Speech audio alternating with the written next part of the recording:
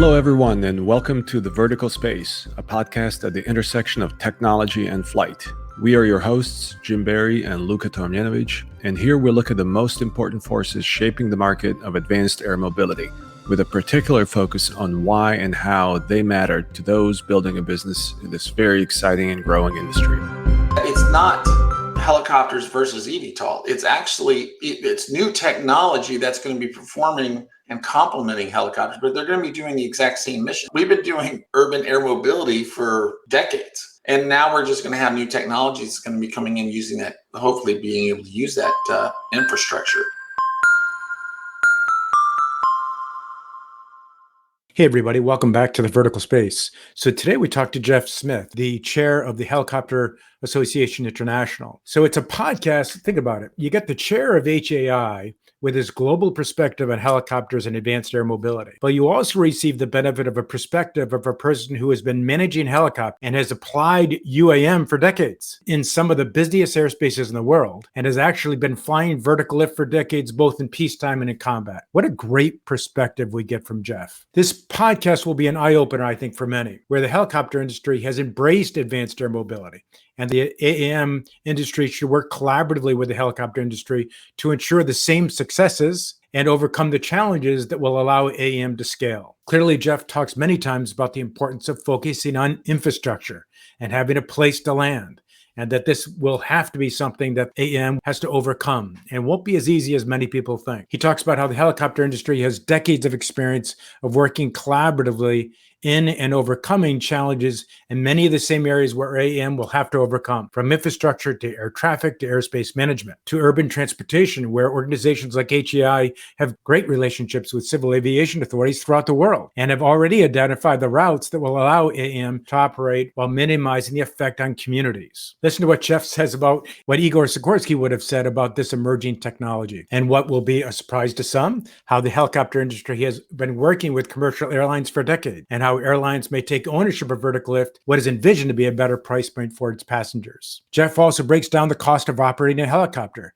and how he projects those costs onto advanced air mobility. And he gives, in a great section, and he gives advice on starting and running businesses in vertical lift because he's done it. He also talks about lessons learned from working with the FAA that make the certification process faster and better. And then finally, speaking of vertiports, how putting in a charging source in a metropolitan area comes with its own bureaucracy. Listen, this is a podcast that's chock full of good content for those in advanced air mobility, from the investor to the operator to the person who's starting a business. Thanks, Jeff, for joining us, and to our listeners, enjoy the podcast. This episode of the Vertical Space podcast is brought to you by UAvionics. UAvionics is the leader in low size, weight, and power certified avionics for manned, unmanned, and advanced air mobility aircraft. Let UAvionics help you achieve your goals, whether that be type certification, airspace access, or beyond visual line of sight operations. UAvionics has certified and certifiable communications, navigation, and surveillance avionics for your aircraft. So head over to uavionics.com or Google it to see how you can start flying safer and move your platform forward into shared airspace.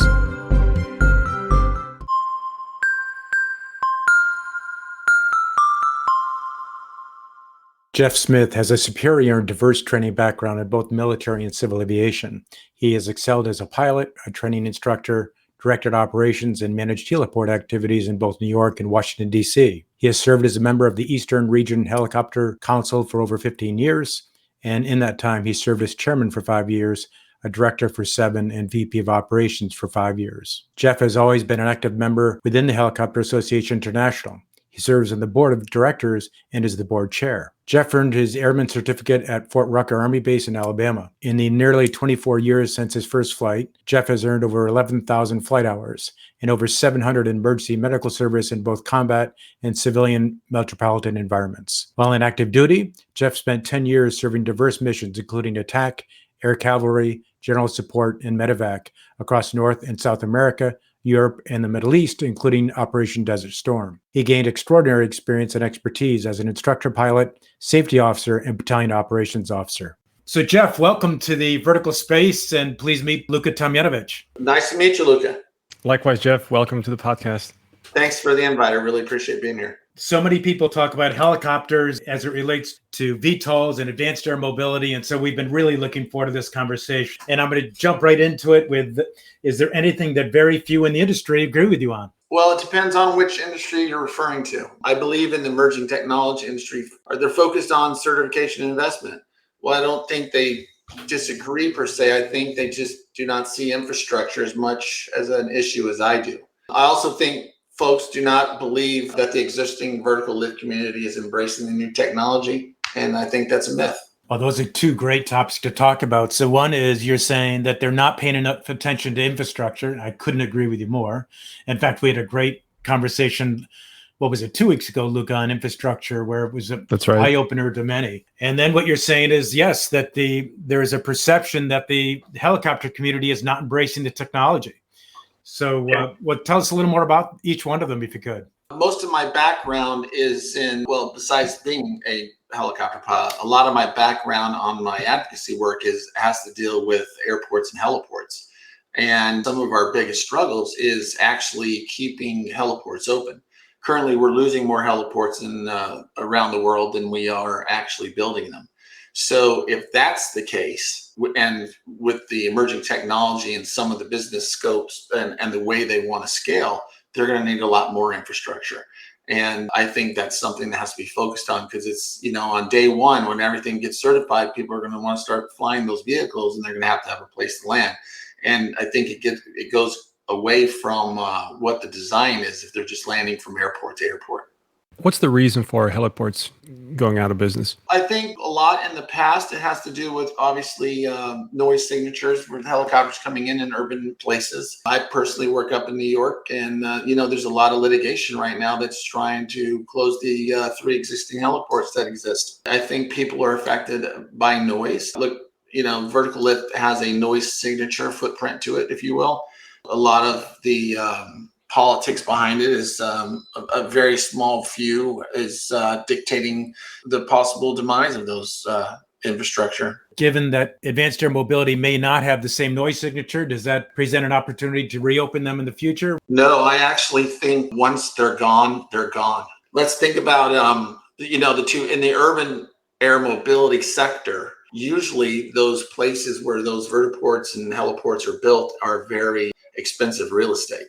Let's just take New York City, for example. Those 3 heliports sit in Manhattan. If one of those heliports were to close, they'd be repurposed pretty quickly and they'd be gone.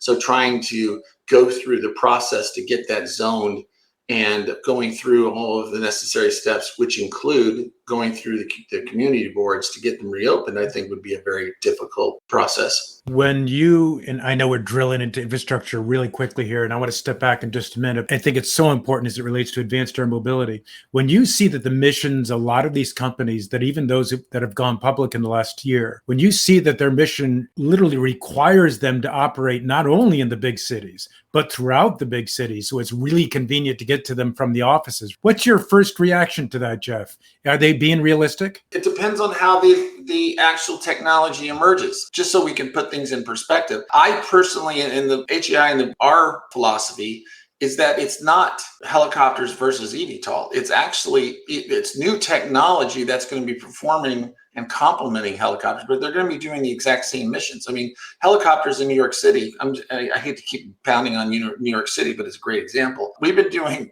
urban air mobility for decades. And now we're just going to have new technologies that's going to be coming in using that, hopefully being able to use that infrastructure. So scaling to some of the stuff I've seen, I think in some of those urban areas, it's going to be a challenge. And that's why I think there needs to be some collaboration and investment on that piece of the future is infrastructure, especially if they want to scale, like you said. If they want to turn into the Uber of the skies, then you're going to have a lot of more vertiports in a lot of different areas. And I just think that's a challenge. I think it's definitely one to overcome, especially when you talk about affordability. That's my favorite part of the emerging technologies, affordability, to where more people are going to be able to use it. Once that take holds, I think you'll have a lot better public acceptance. We will talk about the second category of things that some people don't agree with you on, which is the perception that the helicopter industry hasn't embraced advanced air mobility. So tell us a little bit about the industry, if you could. But it's huge. Just look at the mission set. Helicopters do air ambulance. They're heavy oil and gas, firefighting, law enforcement, obviously the military, electronic news gathering, movie making, and of course, intermodal transportation. I mean, the commuter charter, it not only just all over the country, but it's all over the world. Thousands of helicopters moving around the world doing those very, very important missions. And the use case for the helicopter, you mentioned, many of the different ways that they're used. What's the use case of the helicopter? As we envision advanced air mobility of the future, how do you see some of the use cases remaining with helicopters? And how do you see them potentially advanced air mobility taking the blending of AAM with those same use cases? Just some of those missions I just mentioned, there's a lot of capability that the eVTOL will be able to do. Just look at the utility and power lines and stuff like that. Those companies are the companies that have been using helicopters already integrating drones and UAS into that mission set. So there's going to be a lot of that. I will always believe that helicopters and eVTOL will always coexist. They're complementary of each other. We're a long way before a eVTOL will be able to lift a 40,000 pound air conditioner and put it on top of a skyscraper. Jeff, tell us a little bit about, as you see the blending of AAM with helicopters, and you're saying there's a perception that the helicopter industry isn't going to welcome them, or they will not welcome as much as others have. On the surface, people want to believe that the emerging technology is going to come in and take over the helicopter industry. Pilots are going to lose their job. They're going to be cheaper, so helicopters are dinosaurs and all that. And that's just not true. I'm in this business. Today's my first day as the chair of HAI, and I've been around HAI for a long time. Helicopter Association International, the biggest trade organization around vertical lift. It's a global organization. We have a trade show. One of our biggest trade shows, obviously, is Heli Expo. This year is going to be, or next year is going to be in Atlanta. We're going to European Rotors in November. We have outreach with all the civil aviation authorities around the world. And now let me just explain a little bit more about that misnomer of how we're not embracing the new technology. Jim Viola is the president and CEO of HAI. He has a very extensive military background with US and drones, not to mention his career in safety with the FAA. And he's also the lead advisor of the vertical aviation safety team, which is embracing the new emerging technology. But the CEO of HAI, Mike Hertzendorf, also from a senior military background, special forces, the CEO of New Air, which specifically dealt with integration of emerging technology in the national airspace. We have several working groups, one specifically dealing with UAS. We have the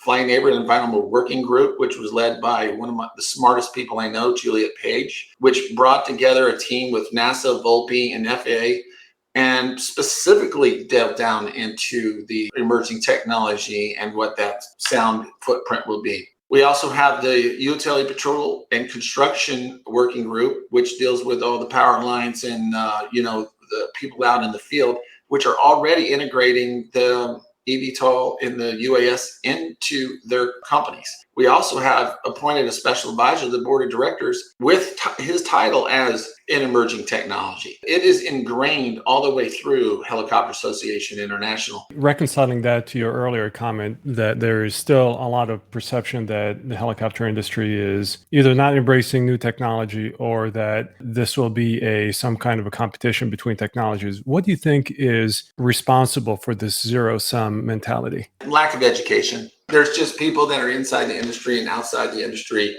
that don't understand how they complement each other. They don't understand that like I said, a lot of these big companies are already integrating the emerging technology into their business already. So it's not I'm going to go out of business because, company A is going to go out of business because company B came in with emerging technology.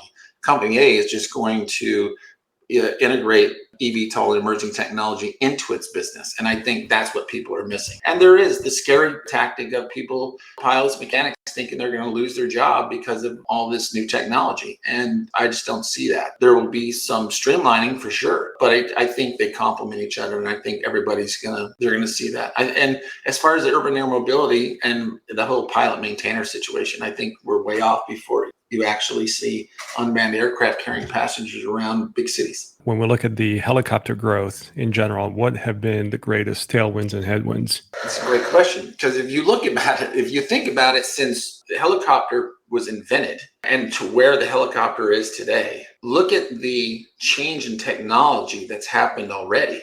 So that's why I always go back to this is just emerging technology inside of the same segment, because we've already went through this. It's bold. It's, it's moving it further, faster. But if you look at the past, I mean, look at the first helicopter that was built and then look at the current helicopters now and the type of technology that they have. I can tell you that the negative things that help always affect helicopters is the economics affects people and being able to afford to fly in helicopters like that. If the economy's bad, the helicopter industry takes a hit as well. But so does all of aviation. I think aviation is tied to the economics. What can advanced air mobility, and I'm including drones and eVTOLs in that category, what can they learn from the helicopter industry in its past as it grows and transitions to greater market adoption? You mentioned economics is a big consideration, as is noise pollution.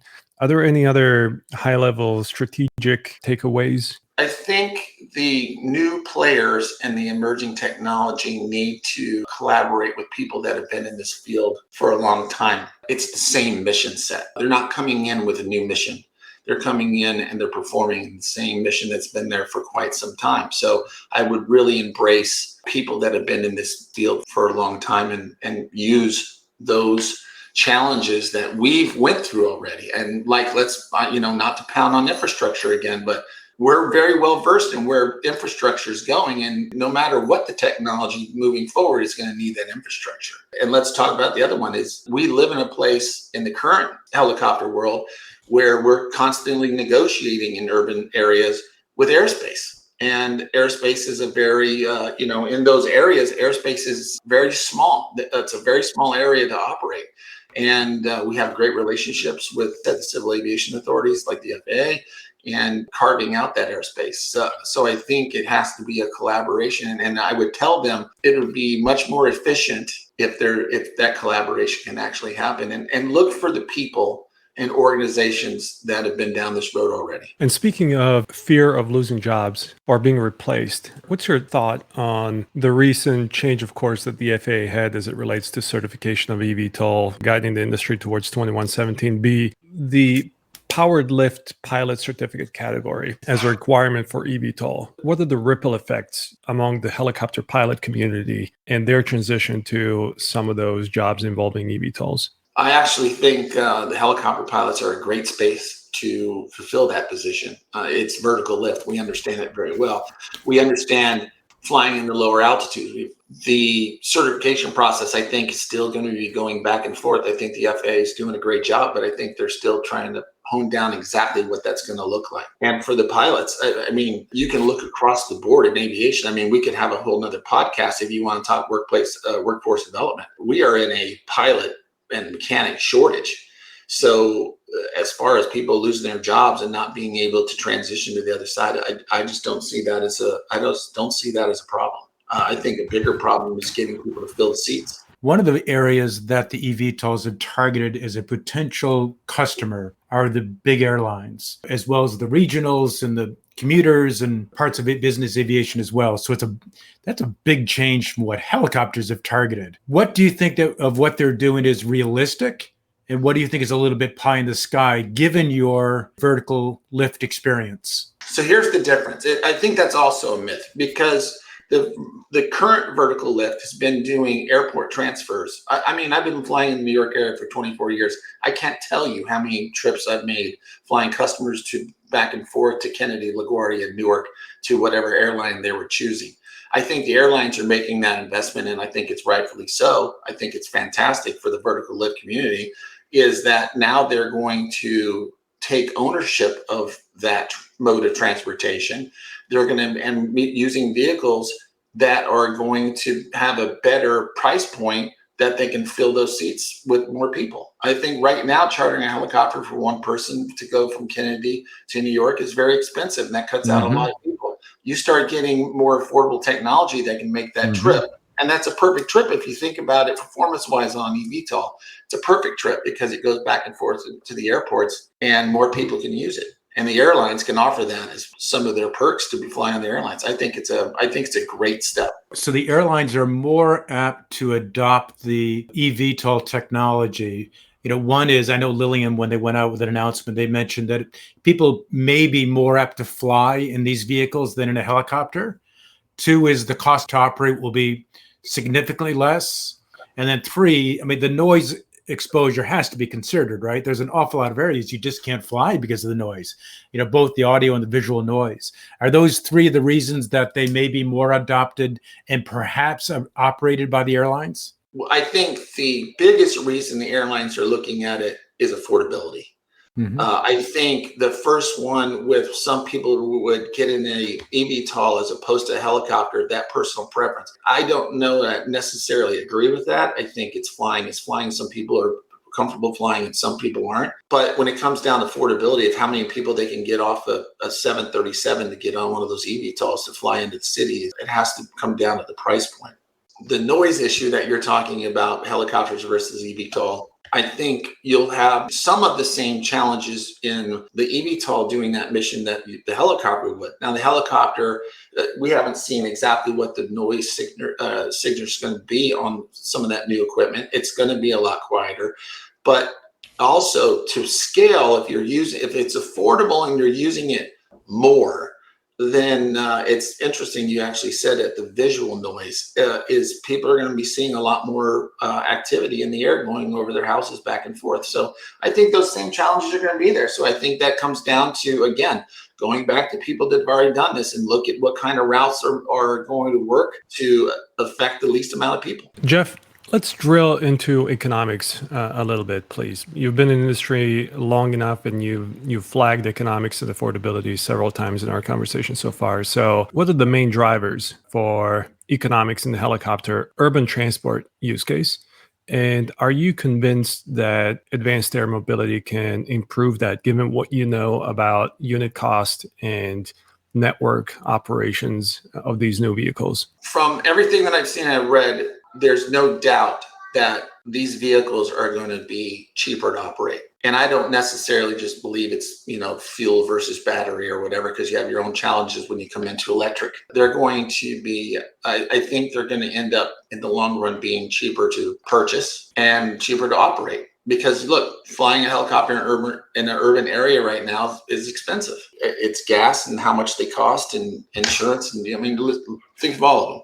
But those are all going to apply to the emerging technology as well. I just don't think as much. Can you give us a breakdown of the total cost involved in running a helicopter operation today? What are the main buckets? The acquisition, obviously, is a big one to start off with. Then you get into employment, payroll, training. Another big one that we're facing is obviously insurance. And then the operating is, you have insurances on the components, you have fuel itself. And then on those urban areas, and then I'll talk about New York and LA and Miami, the places and the heliports where those aircraft land is also very expensive. They have pretty hefty landing fees. Tell us about those who are making the helicopters today, those who have accepted the potential of advanced air mobility and those who haven't quite accepted it. Well, I think every manufacturer that I'm aware of is definitely looking at the emerging technology and whether they want to be in that field. I think you have to, and then they have to make their own choice of whether that fits their business model. But there's also just not the typical manufacturers, the current manufacturers, but you see a lot of other new companies coming into this space building these kind of vehicles, something you would never think of, car manufacturers and things like that. It's, we're at the beginning of this new change in vertical lift, and it's great to see a lot of different people looking at it. What do you think is the path for continued helicopter technological evolution? It will continue. One thing is, I'm guaranteeing you, is you won't see the manufacturers stop making the typical helicopter. Because like I said, it's going to be complementary. The eVTOL is not going to replace the helicopter. But as I said, in the past, you've seen a lot of technology advances in helicopters. Just look at the differences in efficiency, noise signature, safety, all of those things have evolved since Sikorsky flew his first helicopter.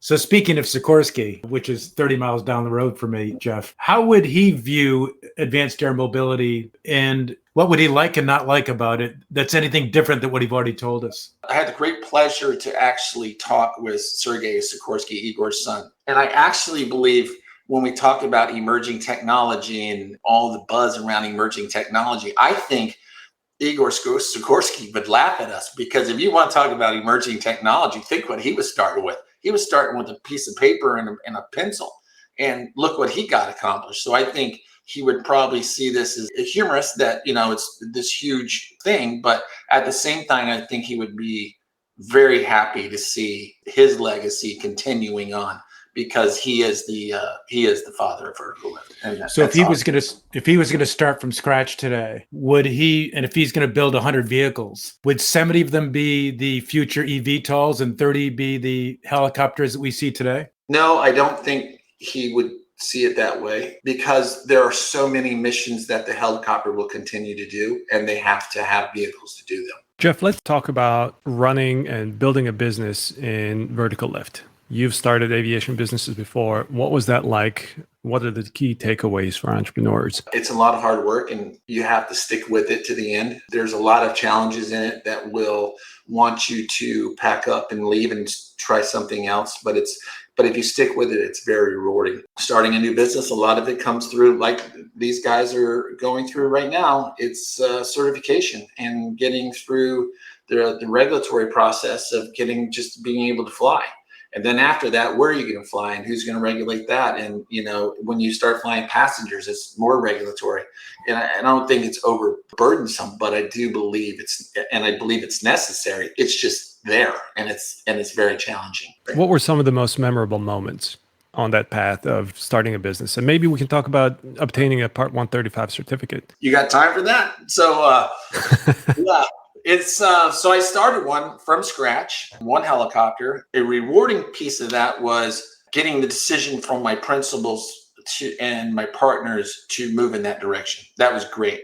But the most rewarding part was when my POI, Principal Operator Inspector from the FAA, actually issued my 135 certificate, because it was 18 months of a lot of work in between. So it was fascinating. And then I actually started doing trips that day. It was great. But like I told you, there was, over those 18 months, there was a lot of times where we had to make that decision of whether we're going to continue to keep going or we were just going to pack up and walk away. And we stuck with it. It was successful. What were some of the greatest barriers on that journey? Well, one is, if you're getting into the business and you have an aircraft and it takes you 18 months to get a certificate to where you can operate it, you have two choices. You can either go on somebody's certificate temporarily until yours is done, which a lot of people don't really like. And the FAA doesn't like it because it's a lot more work with conformity and stuff like that. So it's very expensive to have this asset that's not making money for 18 months. And that's what happened to us, because we actually moved from a certificate that went out of business. So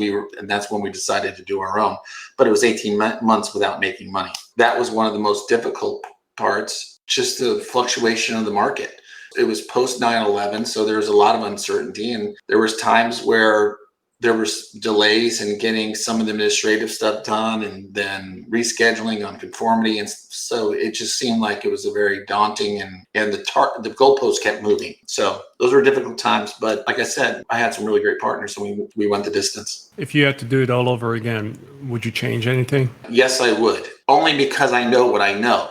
I could have been much more efficient, and the way I dealt with the FAA on getting that certificate, I could have done it in a less time, I believe. I think the entrepreneurs in our audience are dying to hear some of those nuggets of how to be more efficient with interacting with the FAA. Do you mind sharing a little bit of your lessons learned? So one of the big ones is to save money. I did all of the administrative pieces, writing manuals, the operations manuals, training manuals, all of that stuff, the LOIs. There's a lot of back and forth with the FAA as far as stuff that they need you to write. If I did it again, I'd actually hire a professional service to do those things. Jeff, last week I was at the Wings Club in New York, and they had 3 of the leading eVTOL companies there. Let's say you were in the audience. As they presented their capabilities and their views of the future, what would be one question you would ask them, or as it relates to some of the challenges they may have that may not be obvious today? Just coming back from my background, I would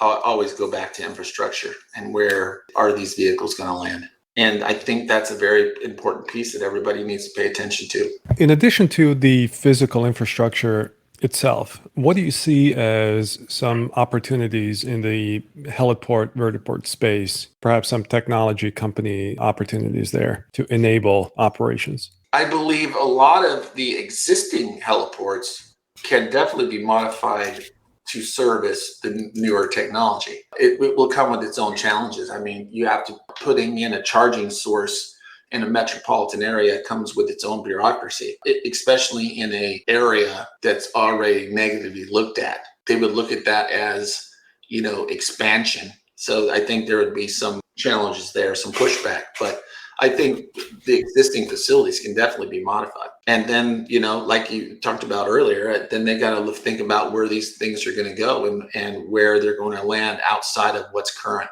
in the infrastructure. What about the operations of vertiports itself? If you zoom into the weeds, the level of penetration of digital technologies and the back office operational stuff, how saturated is that market with technology? Is there an opportunity there to grow? Absolutely. And it's different technology. I think there's a lot of room for growth. So what are some of the biggest pain points that you see in heliport operations today? I don't see a lot of pain points when it comes to scheduling. There are times in those heliports and vertiports where there's peak, right? Sunday afternoons or something like that. So scheduling, the heliports don't schedule landings. They schedule parking, but they don't schedule landings. So there are some times where you may have to hold one or two times waiting to land. As far as the passengers and scheduling and stuff like that, I think we're already starting to see the technology evolve. One of the operators up in New York uses app-based scheduling software for their passengers, and it's pseudo-scheduled. So I think it's already evolving to assist in that segment. Jeff, somebody was asking me yesterday with all the attention on pilot training, what's it like to fly a helicopter versus a VTOL? And what's the training level required?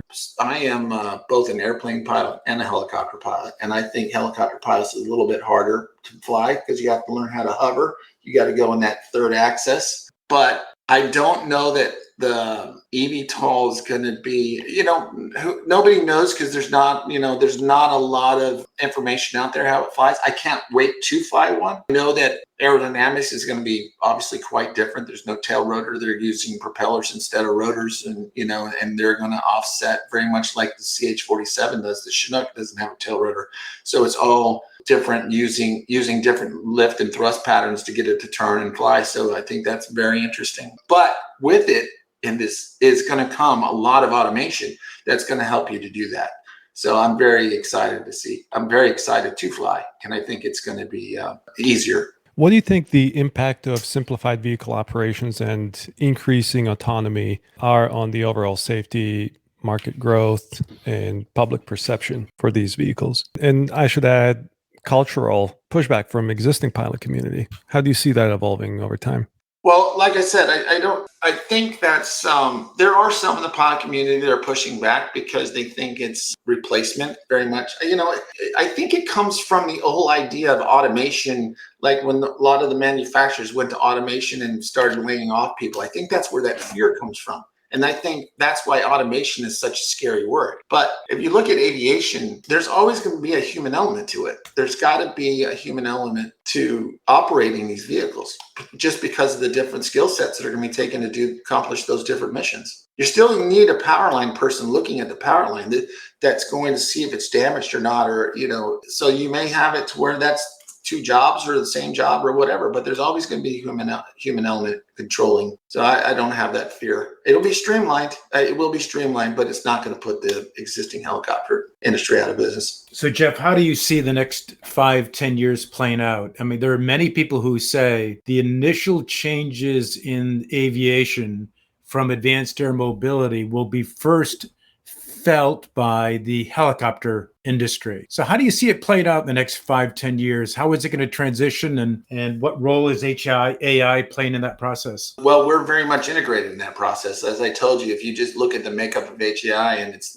the mission statement and the working groups and the and the issues and the initiatives that those working groups are working on are all centric and they're around the new technology. It's definitely first and foremost in our minds. I think in the next 5-10 years, you'll see a great leap forward in eVTOL and urban air mobility. I don't think it's going to start in the metropolitan areas like everybody thinks. I think to get their feet wet, they're going to have to do their tests and stuff in much more suburban areas before they hit those markets.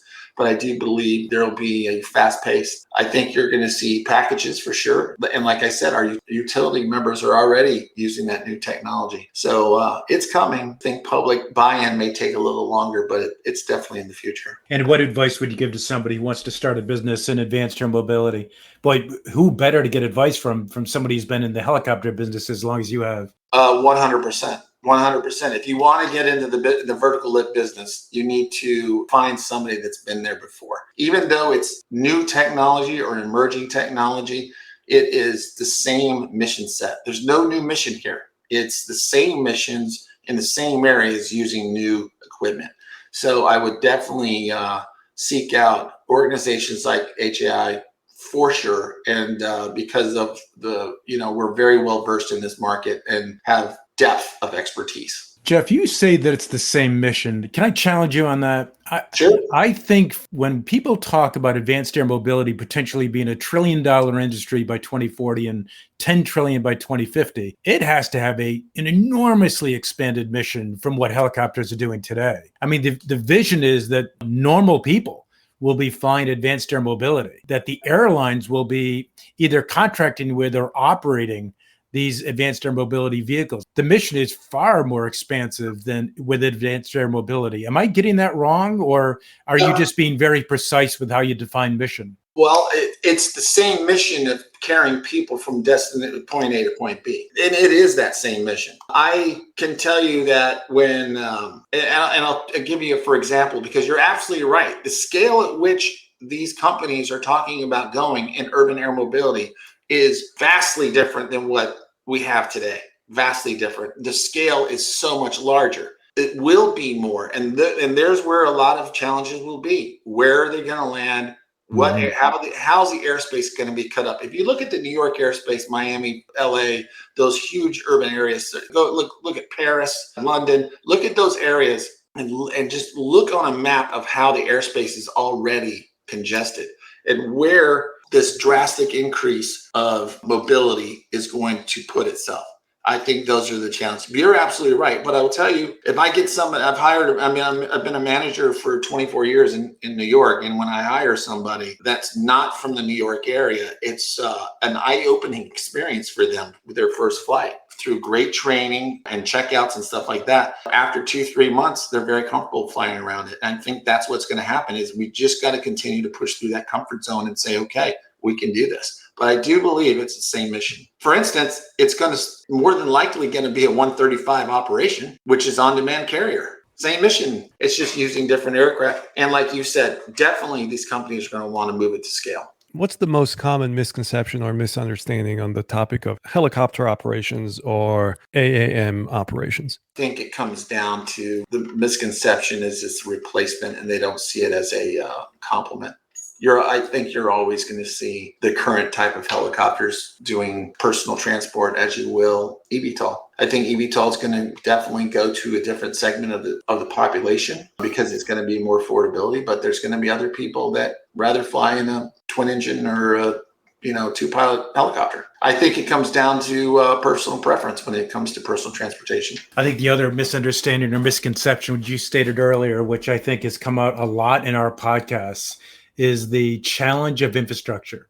Where are you going to land? And you've said it many times throughout the podcast. And I don't think the investors in these vehicles have taken into account the risk of the infrastructure, heliport, these coming about as fast as they need to come out for them to be able to get the financial returns that have been promised. That's a risk that not many people are looking at. And I don't think many investors are aware of. Somebody approaches you and said, I heard you did a podcast with the vertical space. And if you were going to summarize this last hour for them, how would you summarize and what would you most want them to take away from the podcast? I would tell them it was a very great conversation. I think everybody should listen to it. And the biggest takeaway is the emerging technology is coming and it doesn't have to be adversarial if everybody would just understand that the two complement each other. And we really need to focus on the other challenges past certification. Luke, anything else from you? No, thank you very much, Jeff. Thank you so much for your time, for being on the podcast, and for sharing your thoughts and insights. It was a great conversation. Thanks, guys.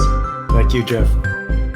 All right, that's a wrap for today. Thank you for listening to the Vertical Space Podcast. Reach out if there are topics that you would like us to discuss, and goodbye until the next episode.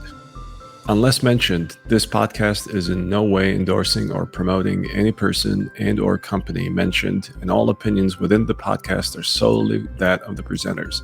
The Vertical Space makes no guarantees, warranty, or representation of any information given in this podcast.